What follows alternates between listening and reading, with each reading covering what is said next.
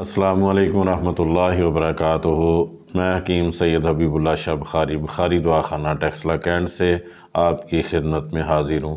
آج کی اس ویڈیو میں ہم ڈسکس کریں گے ایک ایسی مرض کے بارے میں جس کو انکانٹیننس آف یورین کہا جاتا ہے، یعنی کہ لوگ آپ سے شکایت کرتے ہوئے نظر آتے ہیں کہ ان کے مثانے کے اندر کمزوری آ گئی ہے، یا کچھ لوگ یہ کہتے ہوئے نظر آتے ہیں کہ مثانے پر کنٹرول نہیں رہا، یا یہ کہ ان کو بار بار پیشاب کی حاجت ہوتی ہے، یا پھر یہ کہتے ہیں کہ ان کا پیشاب غیر ارادی طور پر خارج ہو جاتا ہے۔ یہ ایک بہت بڑا انسان کے لیے سماجی مسئلہ بھی پیدا ہو جاتا ہے کہ انسان کے کپڑے ہمیشہ پلید رہتے ہیں، انسان باوضو نہیں رہ پاتا، انسان کے لیے نماز کی ادائیگی میں مسئلہ پیدا ہوتا ہے، یا پھر یہ ہے کہ انسان لوگوں کے اندر اٹھنا بیٹھنا انسان کا مشکل ہو جاتا ہے۔ ظاہری بات ہے کہ پیشاب کے قطرے بدبو وغیرہ بھی اس سے آتی ہے، تو اس کے ساتھ ساتھ انسان انتہائی بے چینی کا شکار بھی رہتا ہے۔ اگر وزن اٹھاتے ہوئے، زور سے کھانستے ہوئے، زور سے ہنستے ہوئے، یا زور سے چھینکتے ہوئے، یا اٹھتے بیٹھتے ہوئے آپ کے پیشاب کے قطرات بھی خارج ہو جاتے ہیں، تو اس کا مطلب یہ ہے بھی آپ بھی اس مرض کے اندر مبتلا ہیں۔ یعنی ان حرکات کی وجہ سے مثانے پر دباؤ پڑتا ہے اور انسان اپنے مثانے پہ کنٹرول نہیں رکھ پاتا، جس کی وجہ سے انسان کے پیشاب کے قطرے خارج ہو جاتے ہیں۔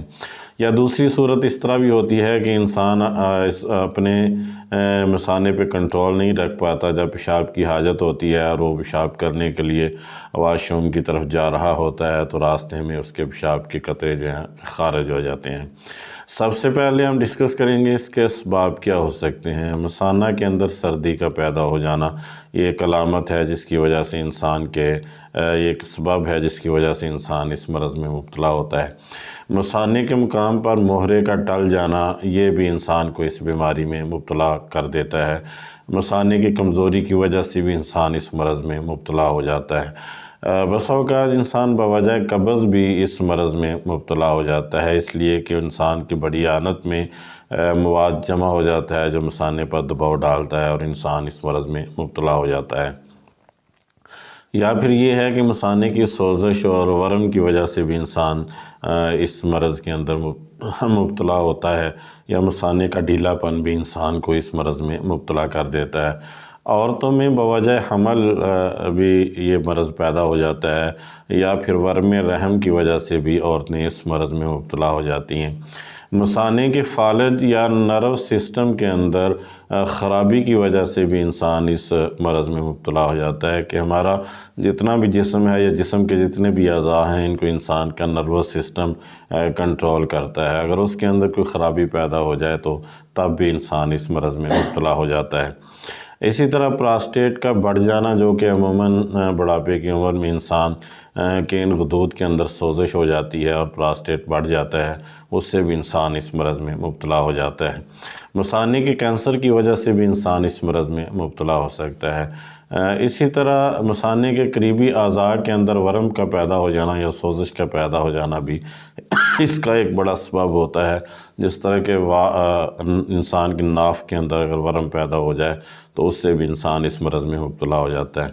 اب ہم دیکھتے ہیں کہ کون سی علامات ظاہر ہوتی ہیں کہ جب انسان اس مرض میں مبتلا ہوتا ہے۔ ایک بات تو واضح ہے کہ انسان کو اپنے پیشاب پہ کنٹرول نہیں رہتا ہے، پیشاب کے قطرے غیر ارادی طور پہ خارج ہو جاتے ہیں۔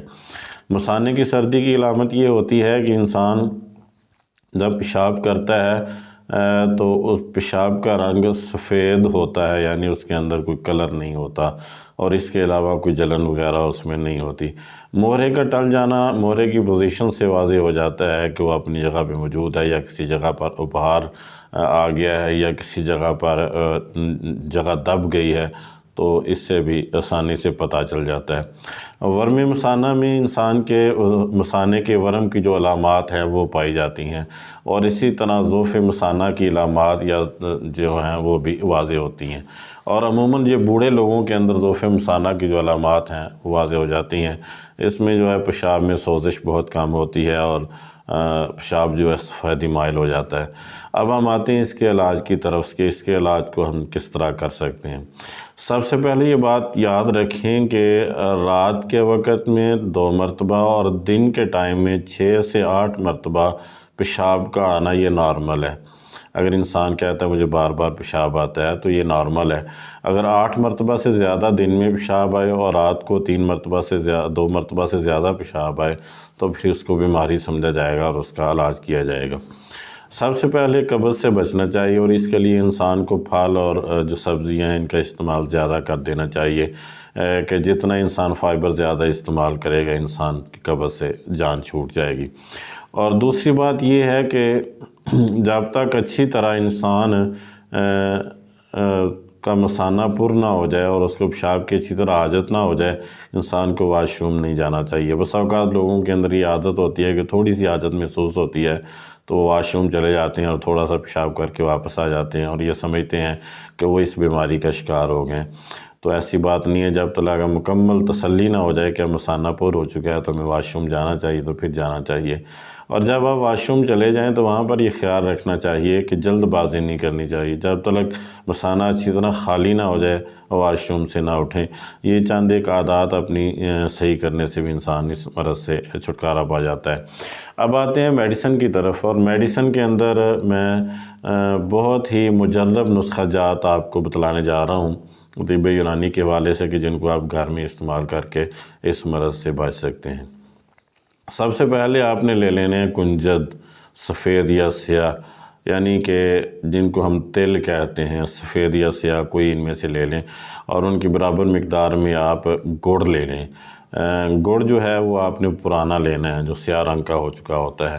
ان کو آپس میں ملائیں اور اچھی طرح کوٹ کر آپ چھوٹے چھوٹے لڈو بنا لیں، اور حسب ضرورت ان کو آپ کھا لیا کریں۔ یہ بھی ایک بہترین علاج ہے اس مرض کا کہ جس میں انسان پیشاب پہ کنٹرول نہیں رکھ پاتا۔ اسی طرح مستگی رومی لے لیں، اس کو باریک پاؤڈر کر لیں، اور گلقند اصلی آپ نے لینی ہے، یعنی کہ وہ گلقند جس کو شہد کے اندر تیار کیا گیا ہو۔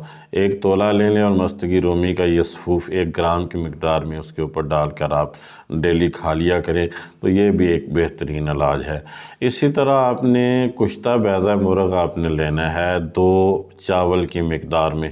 بے ضرر ہوتا ہے، انسان اس سے زیادہ بھی کھا لے تو انسان کو کوئی نقصان نہیں دیتا ہے۔ تو عموماً یہ اچھی کسی کمپنی کا لے لیں، مل جاتا ہے، مثلا اچھی کمپنیوں کا مل جاتا ہے تو لے لیں۔ کشتہ بیضہ مرغ آپ نے 2 چاول کی مقدار میں لینا ہے، اور معجون فلاسفا کسی اچھی کمپنی کی آپ لے لیں، یہ بھی عام مل جاتی ہے۔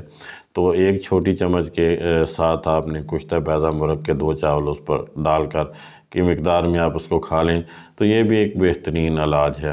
ان میں سے کوئی علاج اگر تھوڑی مقدار میں اگر کسی بچے کا کیا جائے، کہ جو بچہ بستر پہ عموماً پیشاب کر دیتا ہے مثانے کی کمزوری کے باعث یا پھر مثانے میں ٹھنڈک کے باعث، تو ان تینوں نسخوں میں سے مقدار کم کر کے اگر بچے کو استعمال کرا دیا جائے تو بچہ بھی اس سے استفادہ کرے تو وہ بھی ٹھیک ہو جاتا ہے۔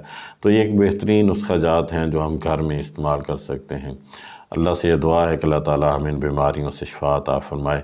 تو یہ جتنی بھی ویڈیوز ہیں یہ فائدہ عام کے لیے بنائی جاتی ہیں۔